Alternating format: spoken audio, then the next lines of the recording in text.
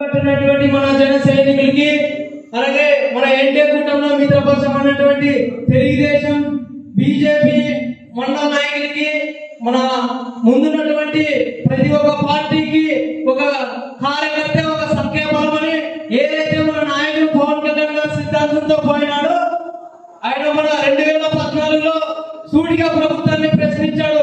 2019లో బలంగా పోరాటం చేసి పదవిలో దిగాడు. 2020లో ఖచ్చితంగా అధికార పీఠాన్ని దక్కించుకున్నాడని ఆయన ఏదైతే ఆశంతో ఎంతో మంది అవమానపరిచినా కూడా తన తక్కువ సీట్లతో తీసుకొని 100% స్ట్రైక్ రేట్ తో ఢీకొట్టినాడు. ప్రభుత్వాన్ని అవతల వైసీపీ ప్రభుత్వాన్ని కొమ్ములు ఇరిచి ఇంటికి పంపించినాడు. మనం కూడా మన ఆలూరు నియోజకవర్గంలో కొంతమంది జనసైనికులు ఎక్కడో అల్లనుకున్నాడు అంటారు.